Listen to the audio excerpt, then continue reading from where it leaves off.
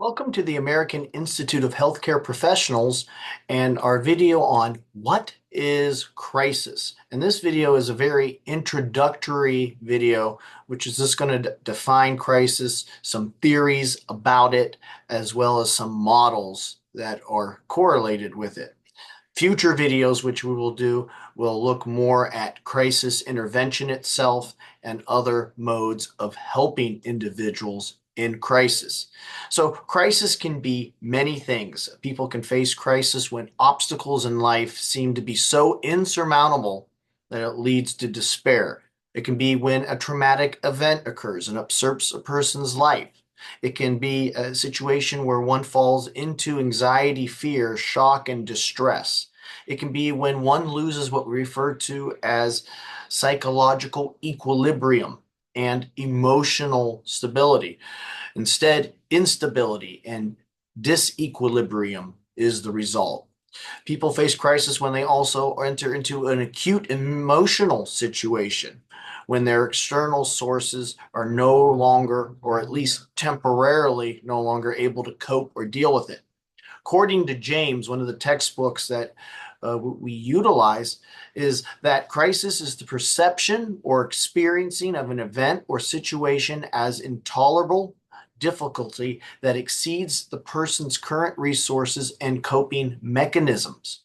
Unless the person obtains relief, the crisis has the potential to cause severe affective, behavioral, cognitive malfunctioning up to the point of instigating injurious or even lethal behavior to oneself or others. So that's a very comprehensive definition for what crisis is.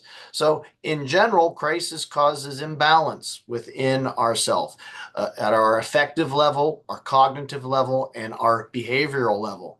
One is temporarily unable to think logically with this imbalance. Their coping mechanisms become incompatible to the issue itself, and someone needs immediate assistance to enter into what we refer to as a pre-crisis mode. So there are various types of crises that can exist. There are behavioral emergencies, which are either personally direct or indirect when dealing with individuals regarding homicide, accidents, abuse, violence, rape, or any type of lethal situation. Behavioral emergencies could also include disasters. And there's also systematic emergencies when communal and social events that become overcome and the state is no longer capable of helping individuals to help cope with the situation. So maybe in a war zone or a terrorist attack. Again, you could say that a natural disaster would fall under a systematic emergency as compared to a behavioral emergency itself. Many individuals also find themselves in trans crisis, meaning they exist from one crisis to the next and they never fully recover. In that, the initial crisis can be set off again by any multitude of stressors. So there are situational crises, developmental, and existential types of personal crises that can emerge in a person. Situation dealing with another individual, maybe an assault. Developmental, an individual in terms of their age or what they are experiencing. And existential, dealing with their belief system. And when that belief system is challenged to the point where they no longer have that particular anchor in itself. Now, there are various theories behind crisis. Most of them have come from Linderman and Kaplan. Linderman was the first to really look at grief reaction from the Coconut Grove accident fire in 1943, and he did a very close study of the various reactions that people had to grief. Now, Kaplan took it a step further, looking at the deeper traumatic responses of crisis itself.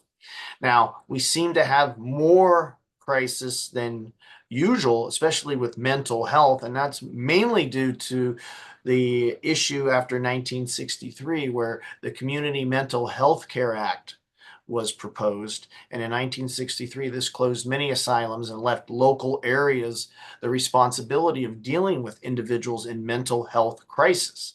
And unfortunately, this now has fallen many to the police, who sometimes are not trained well enough to handle mental health issues. They're trained to handle criminal issues. But unfortunately, mental health and criminality are so interwoven that the police find themselves in many situations they don't want to be in. This is why crisis theories and crisis training is so important. Now, there are a variety of theories on these theories approach how individuals look at those in crisis. There's the psychoanalytic theory that looks at how an individual's subconscious thoughts and past emotional experiences will dictate how they relate to a current crisis. There's a systems theory that instead of looking at the person's inner self, it emphasizes more an individual's interrelationships and interdependence of other systems that exist. So via aid and assistance, one can lessen the crisis to an individual or family if various systems are in place. The ecosystems theory places more emphasis on the macro system of an individual, not so much just in the immediate vicinity. And it looks how the community beyond that and all the interrelations with that can help change one's aspect from disarray again to order. The adaptational theory focuses on a person's adaptive or maladaptive coping strategies and how good coping strategies can alleviate the crisis itself, while maladaptive coping strategies will only worsen it. And that's one of the things that crisis intervention workers or crisis intervention specialists do, is they help individuals discover proper coping methodologies. Interpersonal theory focuses on the internal locus of the person and the ability of that individual cognitively to reshape or reframe something so that an individual is able to cognitively escape the misconceptions of the crisis. And usually many in crisis see a very narrow road of doom and gloom because their mobility or coping strategies have been completely overran. And through proper reframing cognitively through interpersonal theory, an individual can think properly with good thinking, healthy thinking, and be able to come out of the issue with a logical solution to the actual issue. Developmental theory, our last one we have listed, looks at how one's development in life through the various phases. You can think of Erik Erikson here, of the various phases that have prepared or not prepared an individual for particular crisis itself. So when we look at these theories, we also can look at various models that focus on one particular way to help someone who's in crisis. And I think a good way to look at crisis is psychological first aid. And we will do a video just on psychological first aid in the future. But for the most part, whether you are a licensed social worker, a licensed counselor, a chaplain, or just a lower tier crisis intervention worker, volunteer, disaster, first responders, it's important to know how to help someone overcome the current crisis. And psychological first aid is part of that. One of the things that we look at is the equilibrium model, which is based off of Kaplan. And that identifies crisis as a state of emotional and mental imbalance. The abilities to cope and meet the needs of the crisis are overwhelmed and require assistance. The equilibrium model looks for the worker to help the individual again find equilibrium as opposed to disequilibrium, and to find mobility as opposed to immobility in regards to one's coping abilities. Once balance again is restored, an individual can begin to think rationally. The cognitive model looks to correct faulty thinking in crisis regarding the surrounding events.